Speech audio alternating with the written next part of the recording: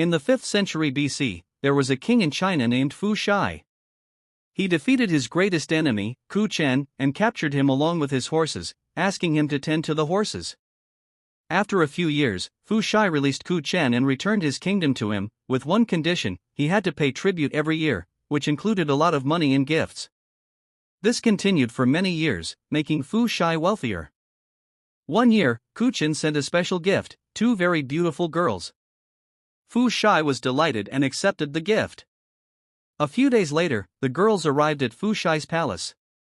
He was pleased by their beautiful clothes, jewelry, and fragrance, but one girl, named Shai, was different. She had deep, shining eyes and a confident personality that immediately attracted Fu Shai. Unlike other girls, Shai stared directly into Fu Shai's eyes and smiled without hesitation. This was something completely new for Fu Shai. He became captivated by her. Fu Shai arranged a grand party for her, where Shai performed dances and sang songs. Fu Shai was even more impressed. From the next day, he could only think of her.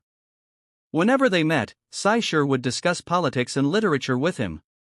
Her sharp and intelligent conversations surprised Fu Shai.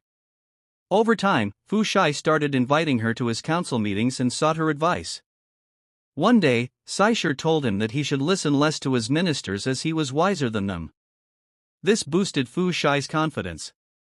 However, Fu Shai's focus began to shift from the responsibilities of ruling his kingdom. Shai had slowly gained complete control over him. Whenever her wishes were not fulfilled, she would start crying, and Fu Shai's heart would melt. One day, she asked for a palace outside the king's court. Fu Shai immediately agreed and built her a beautiful palace with artificial lakes, marble bridges, and other things that were not present in his own palace. Fu Shai started spending more time in Shai's palace and became less involved in his royal duties. He would comb her hair, play with birds, and have dinner with her. His ministers would come to him with urgent matters, but his attention was only on Shai. One day, Fu Shai received news that the enemy soldiers had attacked his kingdom. By the time Fu Shai realized his mistake, everything was lost. His entire kingdom was surrounded by the enemy forces, and he was not there. He was in Shai's palace. He knew that he would face the same fate as his enemy and decided to take his own life. What he did not realize was that Shai had deliberately diverted his attention so that he would neglect his kingdom. This is the first law that Robert Greene describes in his book, The Art of Seduction. To win someone over, you must isolate them. When you separate someone from their world, it becomes much easier to play with their mind. Next law: stir anxiety and discontent.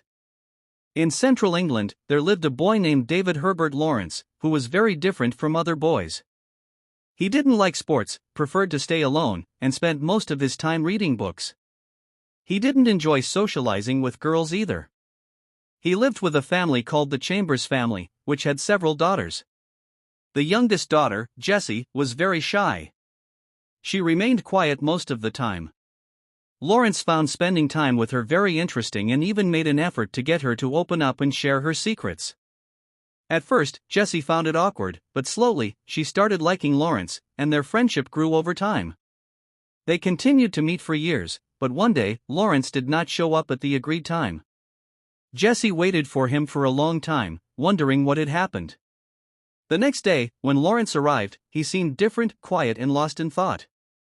For the first time, Lawrence didn't talk much, and Jessie wanted him to speak. When he finally did speak, he told her that they were very close, and that it might not be right for their future. He asked her what her plans were and who she would marry. Jessie was shocked. She had always thought Lawrence would be her life partner.